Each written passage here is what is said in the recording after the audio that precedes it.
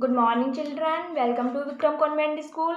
आज हम पढ़ेंगे moral value, class second, chapter second, the bats.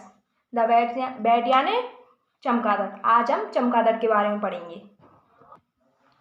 Long ago a violent battle broke out between the animal and the birds.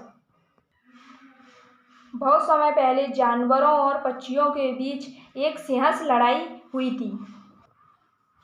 The bird pecked at the animal and flew away out of their reach, and the infuriated animal did not allow the bird to land on the ground to have food or water.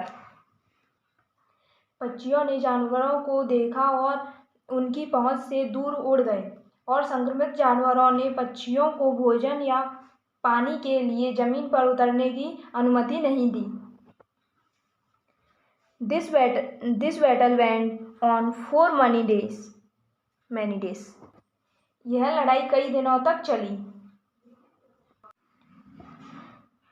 The bats decided not to pick side and stay neutral. चमगादड़ों ने पक्षियों को नहीं चुनने का फैसला किया, तटस्थ रहें। They thought to themselves, ours is a special position. We are birds because we can fly, and we are animals because we do not lay eggs. उन्होंने खुद सोचा, हमारा एक विशेष स्थान है। हम पक्षी हैं क्योंकि हम उड़ सकते हैं, और हम जानवर हैं क्योंकि हम अंडे नहीं देते हैं। So the proud bats decided to join the winner. इसीलिए गर्व चमगादड़ ने विजेताओं में शामिल होने का फैसला किया। When the bats saw that the birds were in a winning position, they started hobnobbing with them, and when they felt that the animals were winning, they joined their camp. जब चमगादड़ों ने देखा पक्षी एक जीतने की स्थिति में थे, उन्होंने उनके साथ काम करना शुरू कर दिया, और जब उन्हें लगा कि जानवर जीत रहे हैं तो वे उनके शिविर में शामिल हो गए। Gradually, the birds and the animals both start to get tired of their continuous battle. So they decided to make peace.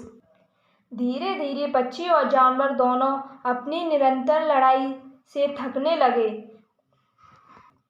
झगड़ा मिटाना, इसीलिए उन्होंने शांति बनाने का फैसला किया। The king.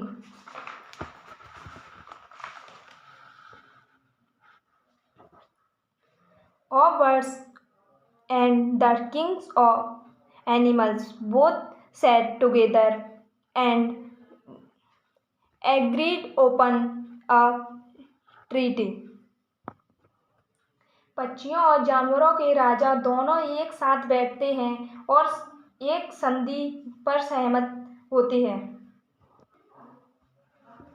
Both the kings decided to worry the hatched and become good friends. दोनों राजाओं ने हैट्रिक को दफनाने और अच्छे दोस्त बनने का फैसला किया। They also decided not to allow the selfish bats to join either of them. उन्होंने यह भी फैसला किया कि वे स्वार्थी चमगादड़ों को दोनों में से किसी में भी शामिल होने की अनुमति नहीं दें। Thus the bats were ostracized by both the birds and the animals. इस प्रकार चमगादड़ दोनों पक्षियों और जानवरों से परेशान थे। They were so ashamed of themselves that they hid themselves in the dark caves. वे खुद इतना शर्मिंदा थे कि उन्होंने खुद को अंधेरी गुफाओं में छिपा लिया.